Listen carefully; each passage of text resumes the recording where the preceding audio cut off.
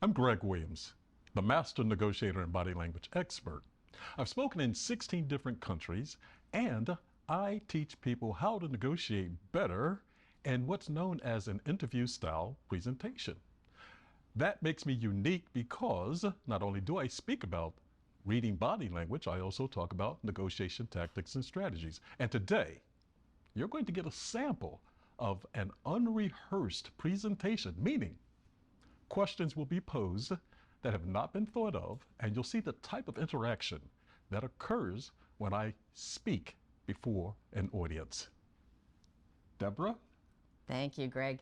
I'm Deborah Morrison, a practicing certified financial planner, retired after 42 years, and now serve mature women as a financial and leadership coach. And I am so delighted to be with you, Greg, because I'm interested in how to discern and get to the truth of how people are reacting to what we say, what we do. Well, a lot of times, Deborah, you can actually see it in their face. You moved closer to me a moment ago when you actually said, I'm interested. Yeah. That actually coincided with the words that you were using. Anytime someone uses their body language, they add emphasis to the words that they are stating. So, had you said, I'm really interested in hearing what you have to say, now, everyone can see that, okay, maybe those words are not aligned with the action. And in so doing, I would have immediately picked up on that. I may have not said anything at the moment, but I would have known, wait a minute, there's something else going on here. And those are the type of things that one needs to discern when they're engaged with other people. Well, that brings up a question because as an expert in reading body language, like it's the second you start to sense, something's not aligned here. Like, how do you nuance into, well, do I shift or do I allow them to hang themselves? In other words, how much leeway do you give a person to maybe even shift gears? Maybe you're wrong and maybe they have a different perspective, but how do you nuance how you're going to direct or get to the negotiation or the result that you're looking for, if it's not just the truth? I will say a lot of times, it depends. It depends on what your strategy is per the negotiation that you're engaged in, Right. per the outcome you're seeking, the mindset of the person with whom you're negotiating, win-win versus win-lose, etc.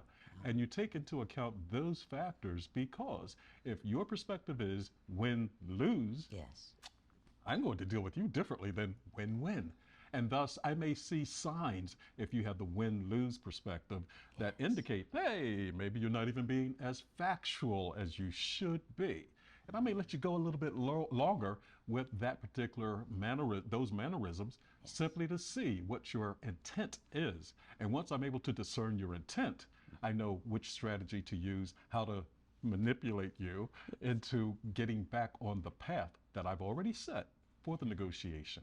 Speaking of which, you should always have a plan for what you're going to do, engaging how you're going to get to the end point, what happens if you're derailed, how you're going to get back on track, and know when to walk away.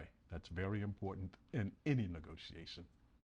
I couldn't agree more. It's sometimes like equally important to know who we don't want to proceed with than who we do. And so that's just a factor, I suspect, of your decades of training and your expertise to know that. Of course. And again, let's look at the body language. Again, even though I'm looking you dead in the eye, I saw the hand gesture, who you don't want to deal with. And then when you said, and who you do, and you pulled back closer. Again, you're synchronized. So repeat your question. How do you discern as quickly as possible who you don't want to deal with, who you don't want to proceed further with? Because our life is time and health, right? Let's not waste it. So how do you bring your expertise to that situation? Now, I just used a negotiation tactic by reposing the question to observe if your body language gestures would still be emitted in the same manner as the first time, and they were. So that tells me that you're more aligned with what you're actually asking, and thus, if one knows exactly how to discern again what is occurring in somebody's thought process, you know how to engage them further. Now, did I not answer your question? You did, and you did so beautifully. And I said that I did not answer your question. Verbiage is something that people also need to pay attention to at all times. Some of you may be asking yourselves, why? It's the words that convey one's meaning, but words can conceal one's intent. And if you can understand more about the way they project themselves, to what degree they're open, to what degree they're closed. You notice my hand gestures? Again, it all coincides with being synchronized with what that individual is truly thinking. Here's some insight. Before we emit an action, or I should say before we speak, we emit an action. It may be nanoseconds ahead of what we're about to say, but the body and the mind thinks and the body reacts, and then words follow. If someone is speaking and they say, well, I'll tell you, I really think that we're synchronized. Yeah, this is good. Okay, you may have noticed my actions are lingering slightly behind my words. That should be a sign to take note of. Other signs that you should take note of is, to what degree does someone feel psychologically safe in an environment? I'm going to do something right now, and I'll warn all of you ahead of time. First of all, everyone knows that they're in a safe environment, correct? Right. Yes, yes, yes. Okay. And yet, if by chance, and okay, for the mic, I'm telling you guys this ahead of time. Ah! Okay. Why in the world did you jump? You all just said you're in a safe environment. Why?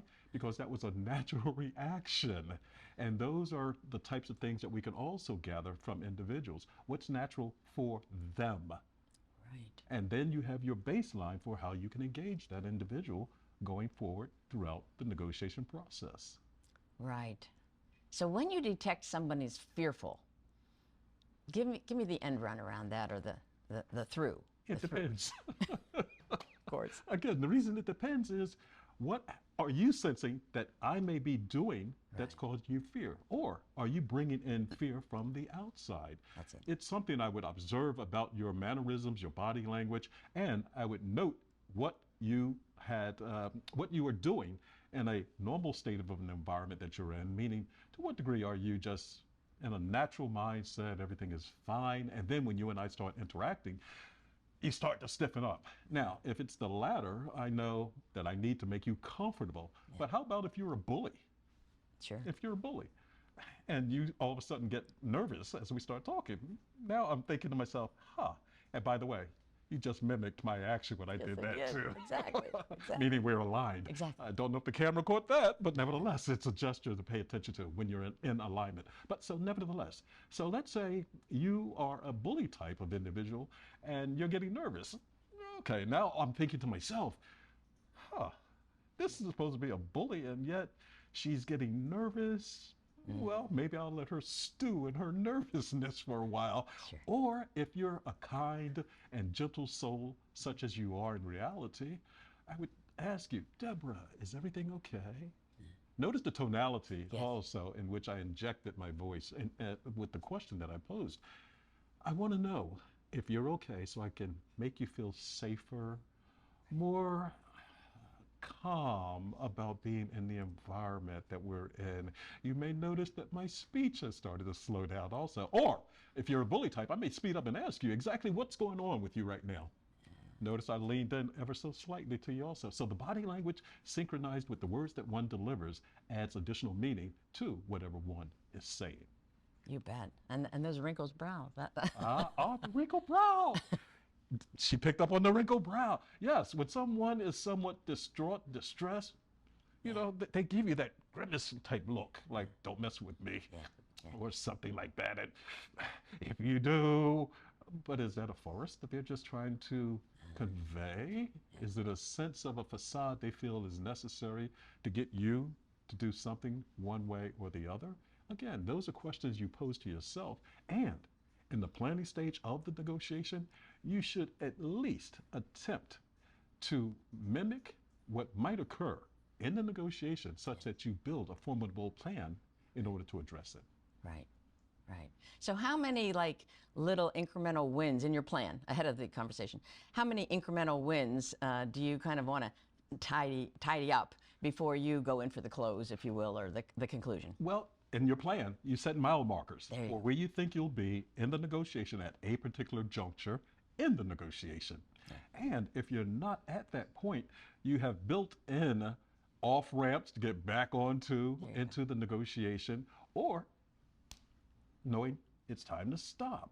So it depends, there's the word again, on exactly what your plans are, the person you're negotiating with, how badly they need what you want, how badly you need what they are offering you, what other resources can you attract in order to get the outcome that you're seeking, and that also determines to what degree you can put pressure on the other negotiator.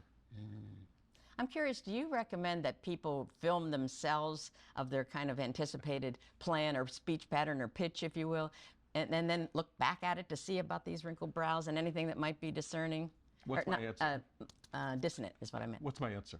It depends. Yes, it depends. It depends. Sometimes you don't want to bombard your mind with thoughts that might deter you from engaging in a particular action. Okay, now I got to think about what I'm going to do with my face.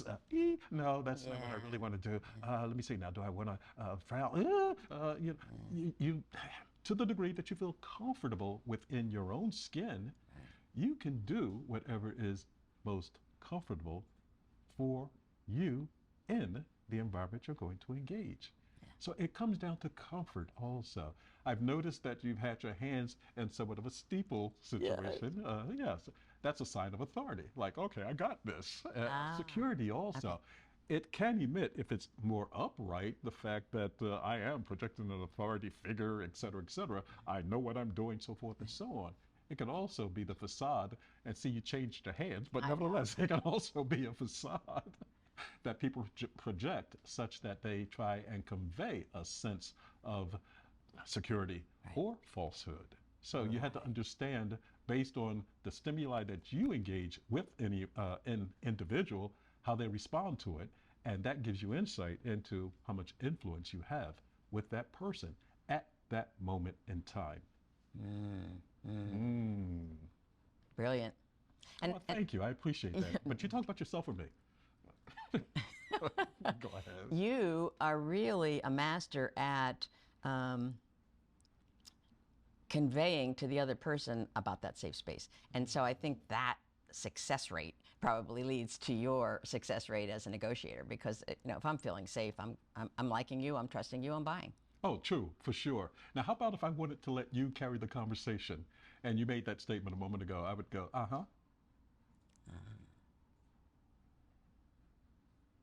So you're basically giving me permission to go to the next point or go to the next statement. Yes. Next segment on my path. Yet I'm not satisfied with just I want to get more feedback from you.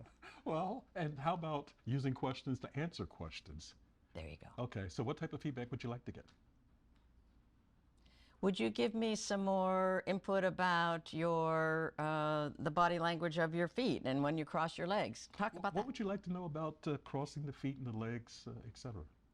How might we, as novices, learn some basic points that we could glean and carry with us? Okay, now let's pause for a moment. I used questions to answer questions, and in so doing, I gathered more information. This is a technique in negotiations that is always pertinent to gaining more information. The person that's asking questions in a negotiation is the person controlling the negotiation, as long as they're getting answers. Okay? Now, I'm watching the time also, and I know that you want an answer to that question, right? I do. Okay, why? I'm eager to learn. Okay, I just went back to the same thing of answering the question with the question. Anyway, when people are engaged face to face with one another, normally, if they are truly engaged, their feet are actually pointing towards one another.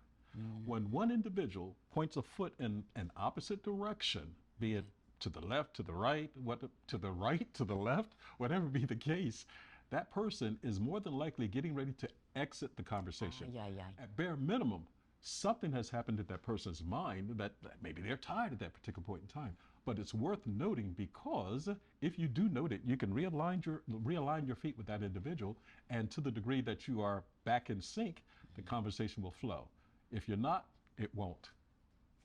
Love that leading. Thank you. And I know we are out of time just about, but I want to thank you very much, Deborah, for taking the time to interview me. And, my motto is, you're always negotiating. And I say that to say, everything you do leads to the next step of what you will do. Thank you very much. Well, you're a master. Thank you. Mhm.